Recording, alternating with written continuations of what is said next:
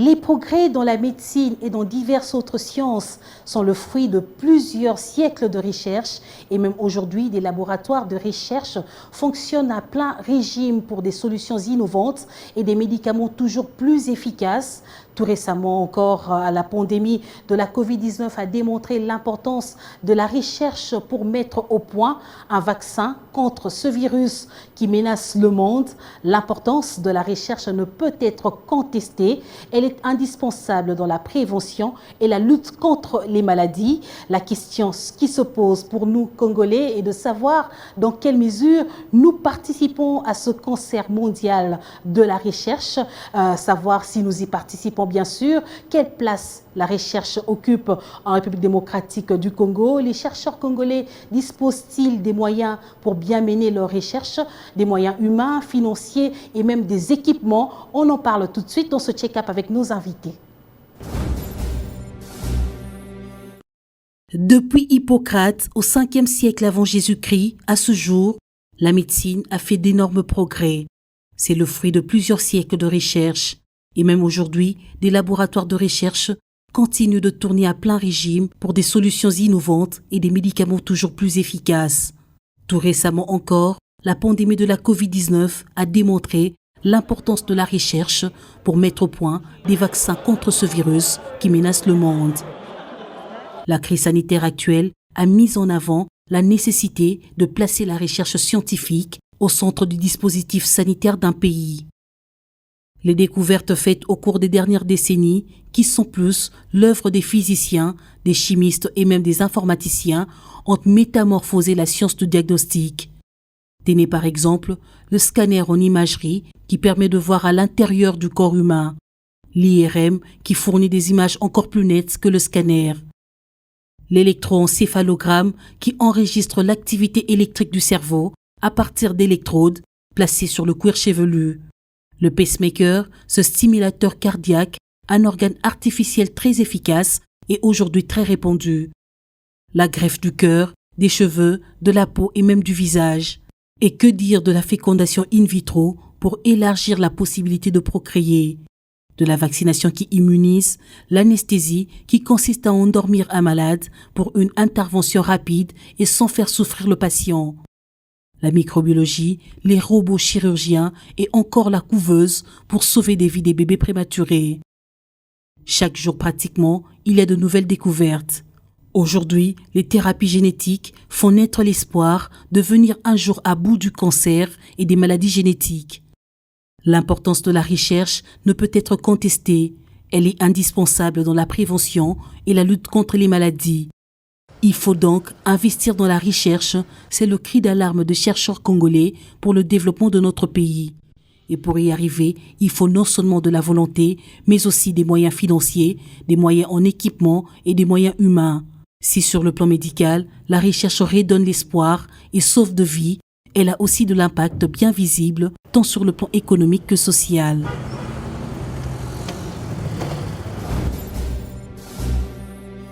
Investir dans la recherche, tout le monde le dit, est juste un slogan comme soin de santé pour tous, priorité de priorité. Je reçois sur ce plateau de Check-up le professeur Léon Tshilolo. Il est président du réseau d'études de la drépanocytose en Afrique centrale, le REDAC. Bienvenue dans Check-up, docteur. Merci, madame. Je reçois également le professeur Taba Kaloulou, professeur de la faculté des sciences de l'université de Kinshasa. Vous êtes également membre de l'Académie mondiale des sciences. Bienvenue sur ce plateau. Merci beaucoup, madame. Avec vous, nous allons justement parler de la recherche en Afrique, particulièrement en République démocratique du Congo. Professeur Taba, vous êtes membre, je le disais, de l'Académie mondiale des sciences. Parlez-nous un peu de cette structure. Qu'est-ce que vous faites exactement? L'Académie mondiale des sciences date des années 1983. Un groupe de scientifiques éminents du tiers-monde à l'époque se sont réunis 41 au total, dont l'un d'eux, un Congolais, le professeur Malou, le défunt professeur Malou. Professeur Malou. Oui, ils ont créé cette Académie des sciences. Pourquoi l'Académie des sciences? Puisqu'ils ont vu que pour développer l'Afrique, il faudra une base scientifique et technologique. Vous êtes professeur et vous faites partie justement de cette structure. Est-ce qu'aujourd'hui, lorsque vous analysez le contexte congolais, est-ce que vous pensez que la RDC accorde une place de choix à la recherche?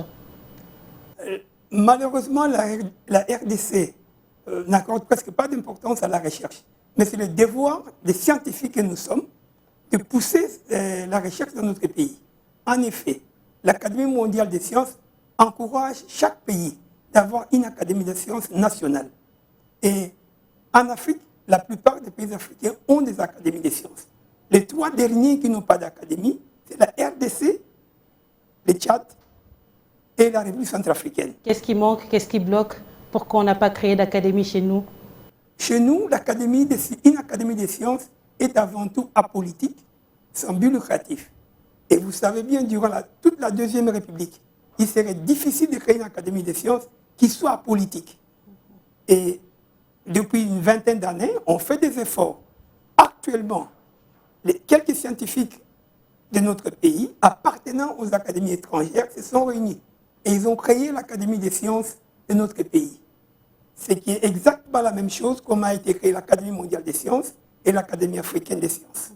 On va revenir sur l'Académie des sciences, mais j'aimerais revenir à ma première question par rapport à cette importance de la recherche dans notre pays. Est-ce que c'est un problème de budget? Parce qu'on connaît qu'en Afrique, il y a un sérieux problème de budget par-ci, par-là. Est-ce qu'on accorde quand même un peu d'argent, un peu d'allocation à la recherche dans notre pays? Je ne sais pas. Je suis pendant 30 ans à l'université de Kinshasa. Je n'ai jamais eu un crédit pour la recherche. Et pourtant, je forme des étudiants qui doivent eux-mêmes acheter le matériel de laboratoire pour pouvoir travailler. Ce qui est ridicule, ce qui n'est jamais vu au monde. Et je crois que notre pays doit faire un petit attention pour investir dans la recherche. On ne pourra jamais se développer. On ne pourra jamais transformer la matière première en quelque chose d'actif si on n'investit pas dans les sciences et la technologie. Professeur Tshidilo, on ne pourra jamais se développer si on n'investit pas dans la recherche. En quoi elle est importante, la recherche, pour le développement d'un pays? Eh ben, elle est fondamentale. Hein. Quand on voit dans le monde les pays qui sont les plus développés, ce sont les pays qui ont investi beaucoup dans la recherche. Et investir dans la recherche, ce n'est pas seulement le budget, mais c'est surtout aussi la culture de la recherche. Il faut stimuler. Moi, lorsque j'étais encore étudiant, nous avons des concours qu'on appelait érudissimo. C'était vraiment des concours au niveau scolaire où on cherchait les meilleurs étudiants, on les stimulait à faire toujours plus. Ça aussi, c'est une chose qui nous manque maintenant. Maintenant, on est tous lancés dans d'autres choses, etc.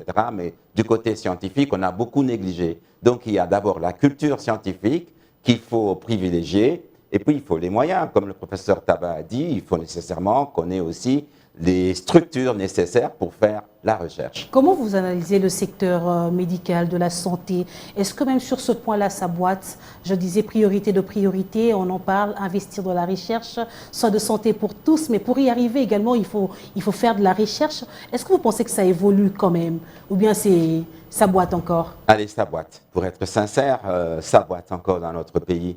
Parce que dans le domaine de la santé, on a vu, enfin on voit d'ailleurs l'actualité, c'est la COVID-19. On fait très peu de recherche et lorsqu'on en fait, parfois c'est en vase clos et les résultats de ces recherches, bon parfois ce sont des flammes et puis qui s'éteignent rapidement parce qu'il n'y a pas tout un accompagnement, il n'y a pas tout un ensemble de culture de la recherche où on peut se dire, voilà, tel a trouvé tel vaccin, moi je vais vérifier si le vaccin marche et tout. On n'aime pas beaucoup les débats dans notre milieu et c'est ça qui fait aussi défaut pour développer la véritable recherche. Mais puisque vous parlez de la COVID-19, on a vu dans le monde, partout, il y a eu beaucoup de recherches. Vraiment, on doit dire que la COVID a eu un effet accélérateur sur la recherche. Il y a la course pour trouver un vaccin efficace contre ce problème, contre cette pandémie. Mais en République démocratique du Congo ou en Afrique, on sent que c'est vraiment le calme. On attend que d'autres puissent trouver pour que nous puissions utiliser. Qu'est-ce qui nous ralentit? Pourquoi pas trouver des solutions à nos propres problèmes? Oui, en fait, je peux dire qu'il y a quand même quelque chose qui a été fait au niveau africain. D'abord, on essaye, vous savez très bien que nous avons des noms, des grands noms, comme le professeur Mouyembe, qui est un père de la virologie au niveau africain. Et là, je pense qu'ils sont en train de faire des recherches. Ils ont trouvé, par exemple, des résultats exceptionnels. C'est les traitements contre une autre épidémie virale, Ebola. Et ça, c'est quand même, ça fait quand même la fierté de notre pays. En ce qui concerne la Covid-19, il y a des démarches qui ont été faites, comme vous l'avez entendu par la presse. On a trouvé des produits, justement, il faut favoriser. Efficaces. Oui, on a trouvé surtout des traitements à base de produits locaux que nous avons dans notre sol, que nous avons dans notre pays.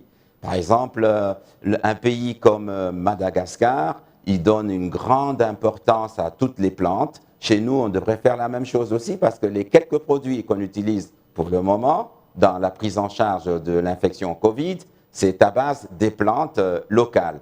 Donc, il y a quand même quelque chose qui est fait, mais ce n'est pas suffisant. Ce n'est pas suffisant. Je veux revenir à vous, professeur Chilolo. J'aimerais quand même poser la question au professeur Taba. Il y a quand même quelque chose qui a été fait. Mais comment donner la notoriété à nos recherches, les recherches africaines, pour que les gens puissent en parler? Aujourd'hui, la RDC a trouvé des produits avec des plantes locales ici. Mais comment faire à ce que les gens puissent s'intéresser à nos recherches? Comment y donner une certaine notoriété? Je crois que le problème qui est là, c'est la diffusion, la communication de la recherche scientifique.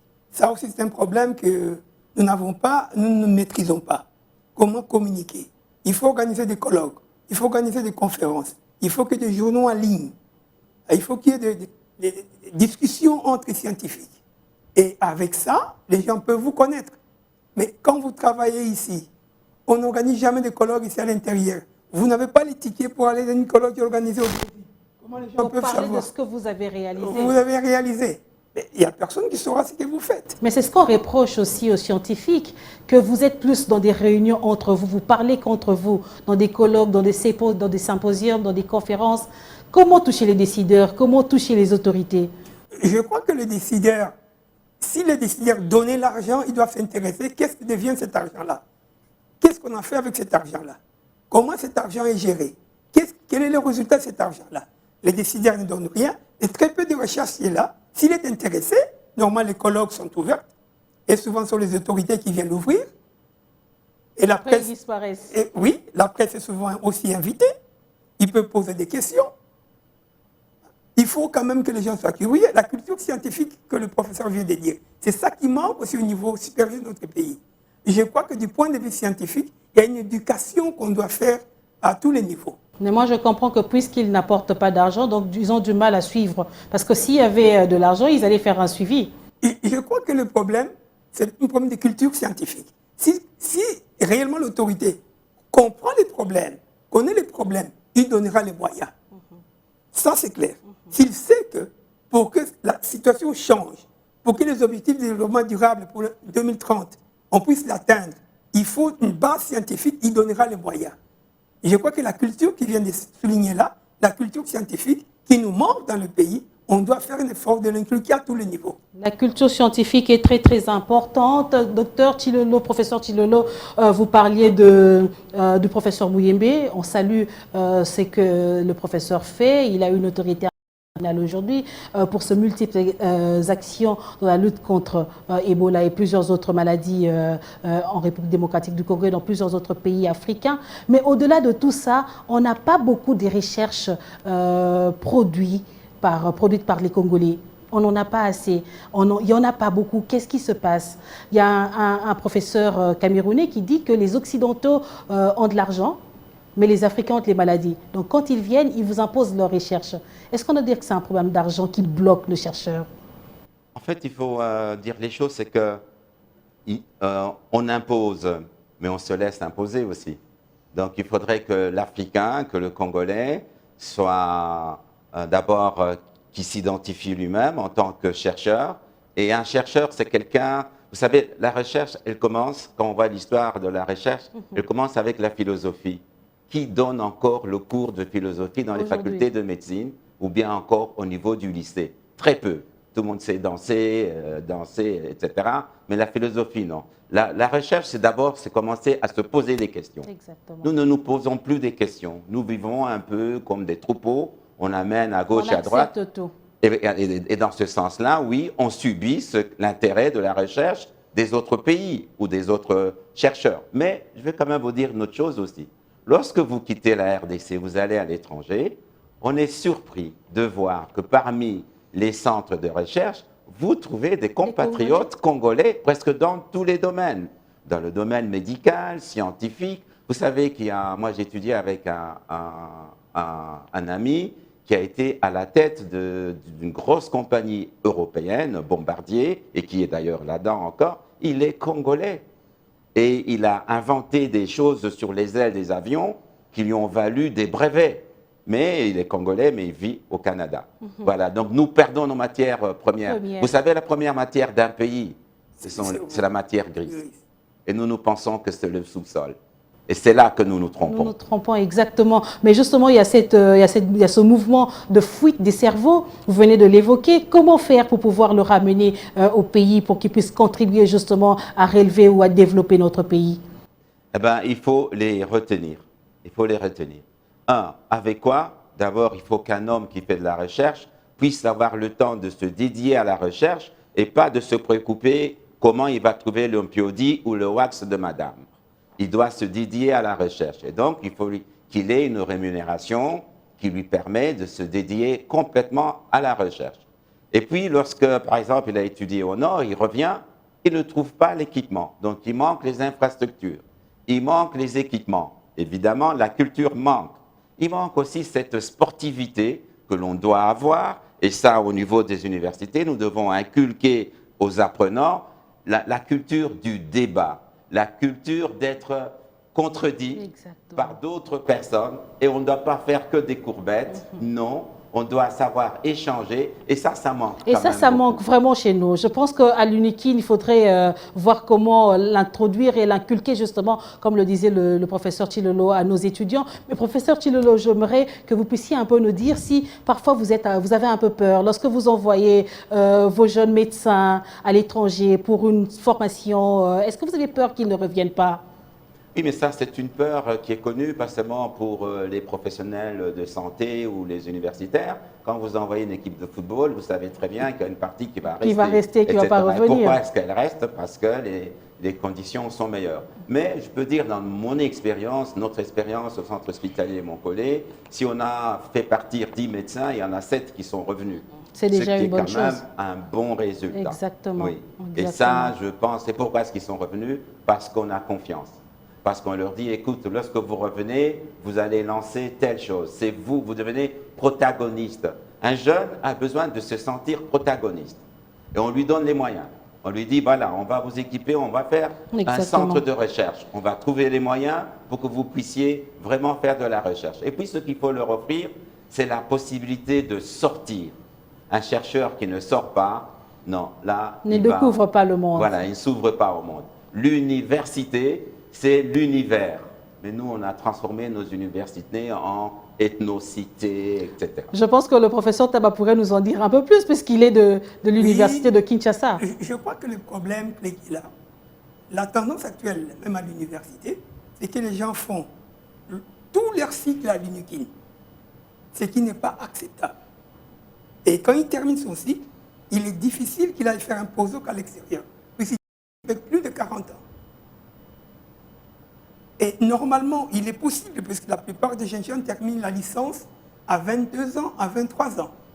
Et pour faire la maîtrise, 2 ans et les doctorats 5 ans, ils devraient terminer à 30 ans. Malheureusement, pour les jeunes filles comme les jeunes garçons, ils ne sont pas financés. Ils perdent le temps. On perd le temps. Et la plupart des gens qui terminent les doctorats à l'UNIKI, vous verrez 50 ans, 60 ans, c'est difficile qu'il aille ailleurs. Mais est-ce que à l'UNIKIN, dites-nous un peu, professeur, vous recevez de la subvention de la part du gouvernement pour aider justement vos étudiants?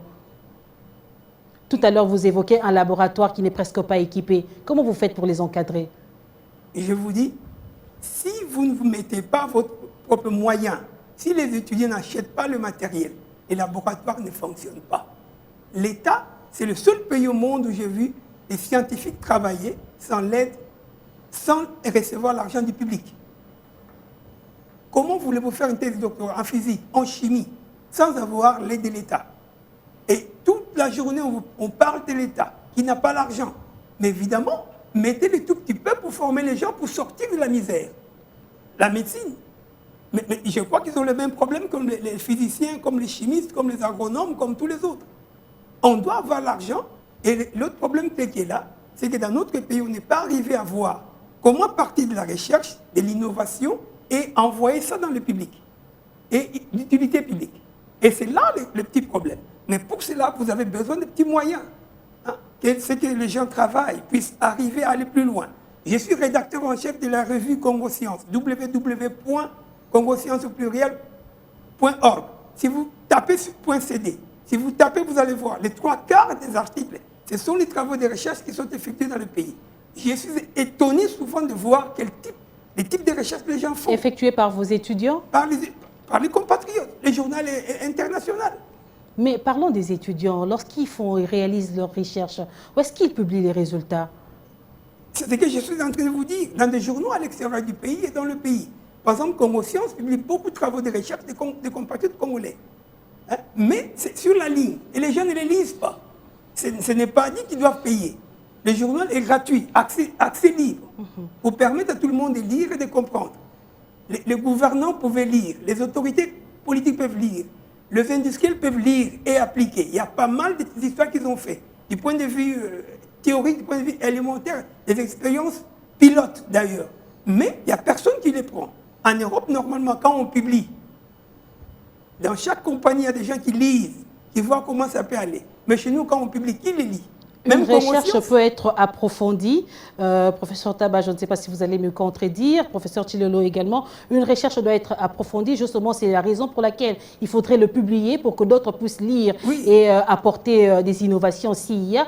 Mais est-ce que vous pouvez essayer d'établir une certaine démarcation, une certaine différence sur le plan public, comme le disait le professeur Taba, et sur le plan privé? Vous êtes dans une clinique privée, je dirais, dans un hôpital tertiaire privé, où vous avez la facilité d'envoyer vos médecins se former ailleurs, découvrir autre chose et s'ouvrir au monde. Mais sur le plan public, c'est un peu compliqué. Ça bloque, professeur. Comment essayer de créer une collaboration entre le public et le privé? Écoutez, il y a un outil, c'est le partenariat public-privé.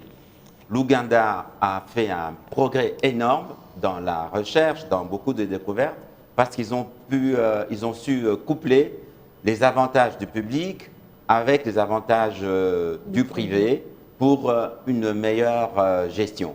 Nous, dans la pratique, je vais vous dire, par exemple, au centre hospitalier Montcollet, nous faisons de la recherche et cela, c'est le fruit d'un partenariat public-privé. Par exemple, nous travaillons avec l'Institut de recherche en sciences de santé, l'IRS, et qui n'a pas beaucoup de moyens, mais nous avons mis à leur disposition quelques petits outils qui viennent d'une structure privée. C'est ce partenariat public-privé qui va permettre de développer la culture et même de faire des travaux de recherche. Il ne faut pas nécessairement beaucoup d'argent. Je vous donne un exemple. Une chose concrète qui ne devrait pas coûter cher, c'est Covid. Est-ce que nous avons, nous, dans notre pays, nous avons déjà discuté sur quelles sont les tranches d'âge ou quel est le public qui serait prioritaire pour une éventuelle vaccination. Une vaccination qui commence d'ici là. Oui, qui pourrait commencer, mais personnellement, je n'ai pas entendu des débats pour savoir qui va être prioritaire et pourquoi. Est-ce que nous connaissons la couverture immunitaire dans notre population? Ceux qui sont déjà immunisés, c'est un avantage. Vous avez vu en Europe, on ne fait plus les 2 doses, on donne une seule dose à ceux qui ont déjà les anticorps. En fait, c'est comme pour dire, en une année, on n'a pas encore une recherche, une étude concrète par rapport à la Covid-19. Très peu. Il y en a, hein, mais très peu. Mais il y a des questions fondamentales qui nécessitent des réponses. Et pour avoir ces réponses, comme le professeur Taba disait, il faut des moyens. Nous, on a fait quelque chose. Qui sont ceux qui ont pu donner les moyens? Des institutions privées. Il y a des fondations privées qui ont aidé, qui ont donné un peu d'argent pour pouvoir faire cette recherche. Professeur Tshilolo, est-ce que sur le plan national, il y a des entreprises privées, des fondations privées qui acceptent de contribuer, des philanthropes africains ou congolais qui acceptent de contribuer dans la recherche? Spécifiquement dans la recherche, directement, je n'en connais pas, mais il faut savoir une chose. Le chercheur, il offre aussi, si vous voulez, une plateforme de visibilité pour les entreprises, par exemple. Je vous donne un exemple, des entreprises qui produisent du matériel de laboratoire, des entreprises qui produisent des produits pharmaceutiques, etc. C'est la raison pour laquelle, lorsque nous faisons un congrès, on a des sponsors. Exact. Eh bien, ces genres de sponsors contribuent aussi... C'est déjà une contribution. À la recherche, Exactement. oui, justement. Et parfois, nous demandons, ça a été le cas pour ce que nous avons fait, nous demandons à des sponsors de financer des montants pour créer des prix pour favoriser la recherche, surtout au niveau des jeunes. Exactement. Ce que je voulais ajouter, moi, c'est même un smartphone est une contribution. Même un ordinateur est une contribution à la recherche. Le professeur Taba le disait que son laboratoire n'est presque pas équipé. Donc, une façon de visiter son laboratoire sera aussi une contribution. Mais j'aimerais revenir à ce que vous disiez tout à l'heure par rapport aux rencontres, à ce que vous organisez de temps en temps. Je vous ai présenté au début de cette émission comme président du REDAC, les réseaux d'études sur la lutte contre la drépanocytose en Afrique centrale. Un réseau qui s'investit également dans la recherche. Il y a quelques jours, vous avez organisé un symposium ici à Kinshasa. J'aimerais qu'on puisse justement revenir sur le reportage que nous avons réalisé. Et on se retrouve tout juste après. 3 jours d'échanges et d'intenses travaux sur la prise en charge des drépanocytaires à l'heure de la Covid-19 dans le contexte africain. Les discussions se sont déroulées dans le cadre du 8e symposium organisé par le réseau d'études de la drépanocytose en Afrique centrale. Plus de 200 intervenants de plusieurs pays d'Afrique ont, en visioconférence, partagé leurs expériences sur les aspects épidémiologiques de la Covid-19, les similitudes entre l'infection Covid et la drépanocytose, le tableau clinique et ses différentes complications, ainsi que les démarches de prise en charge. C'était aussi une occasion pour accorder la parole aux organisations qui accompagnent le REDAC dans la lutte contre cette maladie génétique qui attaque le globule rouge. Comme vous le savez, la drépanocytose est une maladie qui touche l'hémoglobine, qui touche les globules rouges.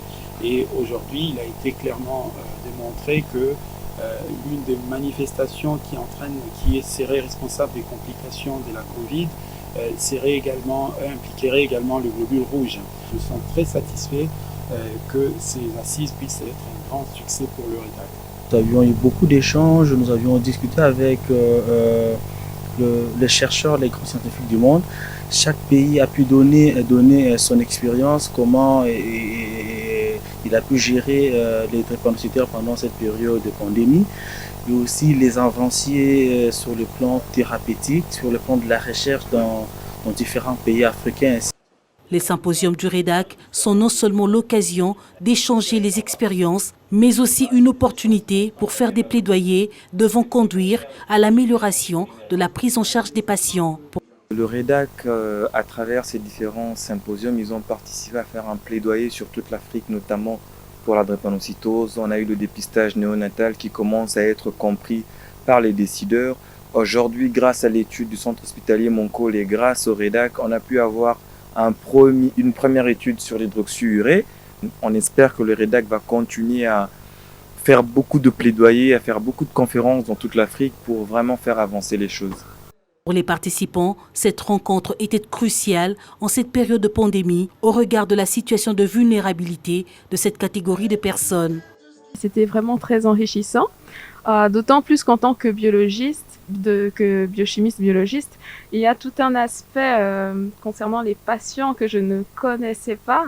Et les différentes présentations ont permis de comprendre quels étaient les enjeux de la drépanocytose pour les patients et ceux qui œuvrent dans ce domaine. Au cours de cette rencontre de 3 jours, Dr Siana Kia de la Tanzanie et la biologiste Marie-Anastasie Chilolo de la RDC ont été honorés pour l'originalité de leurs recherches dans la lutte contre la drépanocytose avec le prix Dominique Labi du nom de la femme scientifique considérée comme la mère de la génétique. Professeur Chilolo, est-ce qu'on peut savoir aujourd'hui quelles sont les recommandations de ce symposium qui était axé sur la drépanocytose à l'heure de la Covid-19? Eh ben, c'était surtout encourager les jeunes. C'était une des recommandations principales à faire de la recherche. Et ici, puisqu'il s'agit d'une technique particulière, à faire de la recherche qui concerne la drépanocytose. Parce que c'est une maladie qui concerne notre pays et qui a un impact de santé publique important. Une autre recommandation que nous avons faite, c'est de trouver des fonds, donc ce qu'on appelle en anglais des grants, pour pouvoir faire de la recherche. Vous savez, il y a des organismes qui font des appels d'offres pour des financements des projets de recherche. La majorité de ces organismes font ces appels en anglais. Nous avons un handicap, nous nous limitons à notre français au lingala et nous ne faisons pas un effort pour apprendre davantage l'anglais. Et donc, on ne participe pas à ces grants. Et lorsqu'on voit la distribution des pays africains qui participent et qui font de la recherche, presque tous sont des pays anglophones. Nigeria, Ghana, Kenya, Ouganda, etc. Et donc, nous nous retrouvons un peu à la queue parce que nous n'avons pas pris ces résolutions. D'autres résolutions, c'est le partenariat public-privé. Nous, au niveau du REDAC, nous nous sommes dit, nous devons avoir plusieurs partenaires. On va faire un pas vers les fondations. Vous savez que, par exemple, les entreprises de téléphonie peuvent jouer un rôle important, justement, dans la recherche. Et nous faisons un appel à ces institutions. Nous avons déjà bénéficié de l'aide de quelques maisons de téléphonie localement et tout, etc. Mais il faut pousser davantage pour faire de la recherche. On a besoin de ces que votre réseau existe, que le REDAC existe, parce qu'on peut connaître ce que vous aviez apporté concrètement dans la lutte contre la drépanocytose. Eh bien, le REDAC a contribué à sortir la drépanocytose de son anonymat, de l'oubli. C'était une maladie qu'on disait une maladie oubliée, une maladie négligée et tout, etc. Et maintenant, par exemple, à Kinshasa, on voit un drépanocytaire qui apparaît sur l'écran de la télévision et qui parle de sa maladie. Et qui parle de sa maladie. On voit des femmes et des hommes qui parlent de leur maladie. Ce qui n'arrivait pas il y a encore une dizaine d'années. Et on a contribué surtout à une chose, à faire de la drépanocytose une priorité dans la majorité des pays africains, surtout de l'Afrique centrale. En fait, lorsque le REDAC organise un congrès dans un pays, ce pays-là considère cet événement comme un point de départ pour créer, entre autres, le programme national de lutte contre la drépanocytose. Ça a été le cas en Tanzanie, au Gabon, en Ouganda, Madagascar. Donc, tous les pays où nous avons organisé nos congrès sont des pays qui sont maintenant à l'avant-garde dans la lutte contre la drépanocytose. Mais justement, un point qui est aussi très important, c'est cette motivation de la jeunesse à pouvoir mener des recherches, pas seulement dans la lutte contre la drépanocytose, mais aussi dans d'autres problèmes de santé, d'autres problèmes dans la vie courante. Professeur Tshilolo, mais dans votre contexte, dans le contexte du REDAC, vous dites que vous voulez impulser, vous voulez pousser les jeunes à s'intéresser à la recherche. Comment vous faites pour y arriver ? Eh bien, nous avons commencé d'abord par demander aux jeunes de s'inscrire au REDAC. Lorsque vous êtes inscrit dans un réseau scientifique, vous avez droit à avoir plusieurs informations, vous avez droit aux nouvelles et tout, etc. Nous avons invité les jeunes à s'inscrire au REDAC, ce qui va leur permettre de savoir qu'est-ce qui se passe dans le REDAC lorsqu'il y a un congrès. Parce qu'en fait, le REDAC fait partie aussi d'un grand réseau mondial qu'on appelle la Global Network of Sickle Cell Disease, qui est donc au niveau mondial. Et à travers ce réseau, les jeunes peuvent apprendre, par exemple, qu'il y a un travail de recherche intéressant ou les appels d'offres justement aux projets, aux grants. Ce que nous avons fait aussi, c'est que depuis quelques années, nous attribuons des prix de recherche. C'est modeste, ce sont des petits montants, mais ça, quand même, ça stimule. Ouais, ça stimule, c'est Il encourageant. y a 2 ans, on a eu un Congolais qui a eu un prix à Madagascar et une Malgache. Donc cette année, on a eu une Congolaise et une Tanzanienne qui ont eu un prix, le prix qu'on appelle Dominique Labi, en mémoire d'un personnage scientifique qui a beaucoup travaillé sur la drépanocytose et en particulier sur la drépanocytose en Afrique. C'est très bien, professeur Taba. Est-ce que des idées pareilles, vous y pensez également à l'université de Kinshasa? Oui, pour encourager les jeunes? On pense beaucoup à ça au niveau national aussi. Par exemple, la création de l'Académie des sciences de la RDC, c'est quelque chose, une structure très importante pour notre pays, pour encadrer les jeunes, pour encadrer les chercheurs, pour encadrer la recherche, pour faire la connexion entre les chercheurs et l'État, pour donner aux gouvernants, aux décideurs, des décisions, des propositions réfléchies, mûries, qui peuvent utiliser pour prendre leurs décisions. La preuve en est, avec la COVID a montré que les décideurs ne peuvent pas décider sans avoir les scientifiques à côté. Ça, c'est un problème de santé. Mais c'est le même problème au niveau de l'eau, au niveau de l'électricité, pour les problèmes de nourriture, pour les objectifs du développement durable de 2030.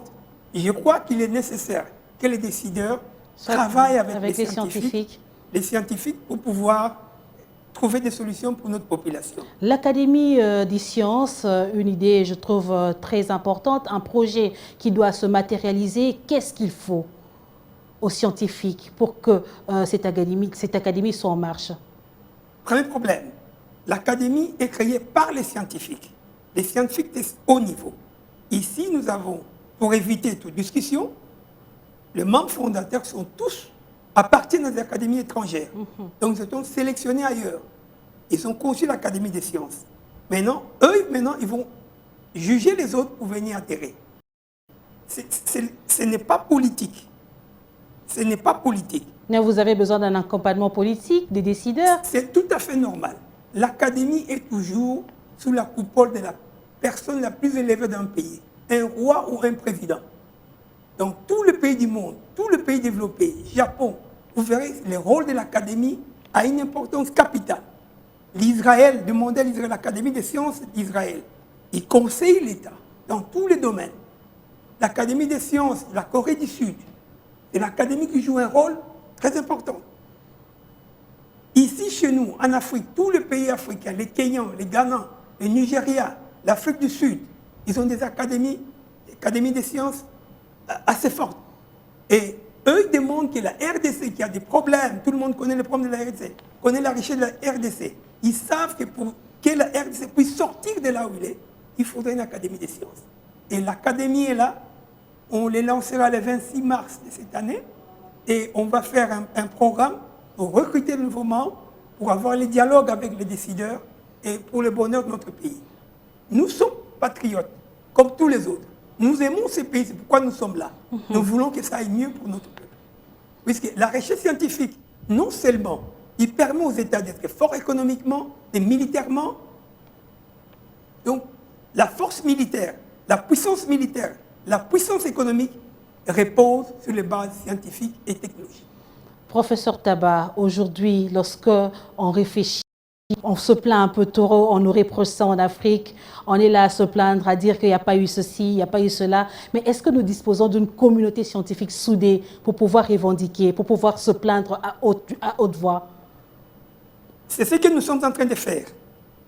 L'Académie des sciences, et nous avons une organisation qui s'appelle ACASTI aussi, qui essaie de regrouper tous les scientifiques congolais. Le processus est là. Ce n'est pas facile, puisqu'on n'a pas une culture scientifique. On l'a souligné. Nous faisons un effort. Nous faisons un effort de regrouper les scientifiques congolais, de travailler avec les décideurs pour que les choses changent. Il est difficile de comprendre au XXIe siècle que les gens manquent à manger, que les gens manquent de l'eau, que les gens manquent de l'électricité. Les solutions sont là. Mais il faut savoir prendre ces solutions-là pour les mener au Congo. Et ce sont les scientifiques qui doivent travailler. Et il faut qu'on les écoute, qu'on les donne les moyens. Il faut qu'on forme les gens. La RDC n'a pas une masse critique des scientifiques. Imaginez un pays de 85 millions d'habitants avec à peu près 50 physiciens. On a plus des juristes, on a beaucoup des médecins, des journalistes, n'en parlons pas.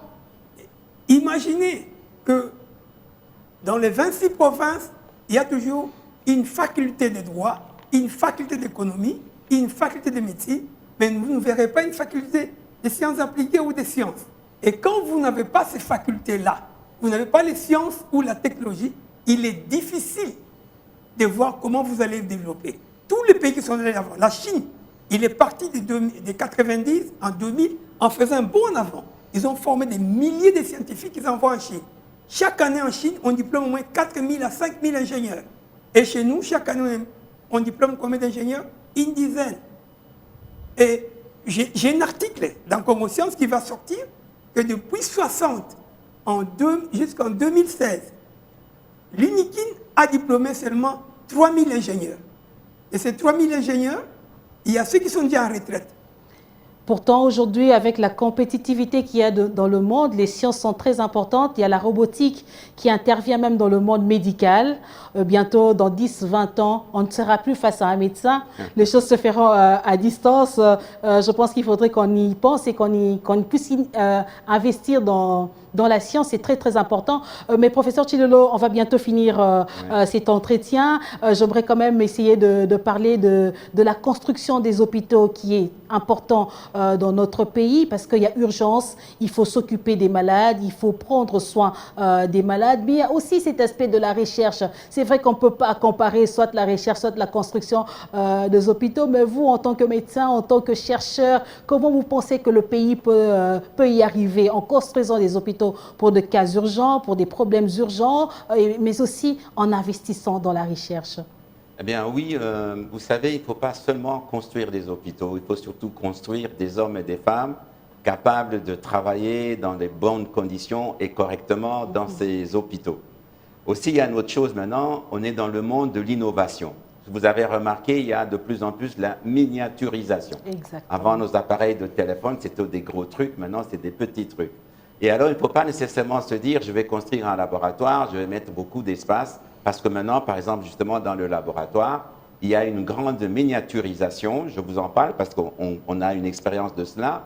On peut avoir un laboratoire mobile qui peut être contenu sur 5 mètres sur 5, hein, et qui vous fait tout, qui vous fait de la biochimie, de l'hémato, de la PCR et autre chose. Donc, c'est pour dire qu'il faut des idées innovantes.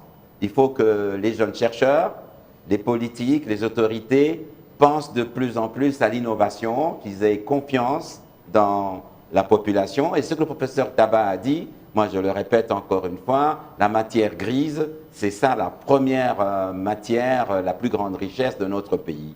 Et je me réjouis d'autre part aussi que cette année, c'est la République démocratique du Congo qui est à la tête de l'Union africaine. Il serait vraiment dommage qu'être dans cette situation, ne pas avoir une académie des sciences, qui est justement la matière grise pour un pays. Et c'est pour ça que je me réjouis que cette année, nous aurons finalement en RDC une académie des sciences nationales. Le rendez-vous est pris pour le 26 mars. Oui. Mais professeur, est-ce que vous assurez la relève? Ça, c'est un de nos gros soucis, hein. Tous ceux qui sont autour de nous, ce sont des jeunes. Comme le professeur Taba a dit, il faut qu'ils soient en dessous de 40 ans, pour la plupart. Parce que nous sommes en train de partir, hein, on grisaille. D'ailleurs, dans toutes les académies du monde, hein, vous trouvez des cheveux bruns, gris, mais ils pensent à la relève. Nous, on aimerait avoir des jeunes qui auront atteint 40 ans, qui vont faire partie des académies. Ce seront les plus jeunes. Il ne faut pas oublier une chose aussi, il faut de l'expérience. Parfois, nous, on a une culture de diplôme chez nous. On termine vite, j'ai mon diplôme, j'ai fait mon master, je fais mon PhD, et puis ça s'arrête là. J'ai un gros titre, je me vante partout, mais on ne peut plus de la recherche. Non, nous, avec l'Académie des sciences, on voudra que ces jeunes qui auront fait leur doctorat doivent pratiquer, publier davantage, et pas parce qu'on est professeur, on est étudiant. Non, il doit être dans le laboratoire. Merci beaucoup, professeur Léon Tshilolo. Professeur Taba, on va finir avec vous. L'Académie, c'est déjà pour bientôt, le 26.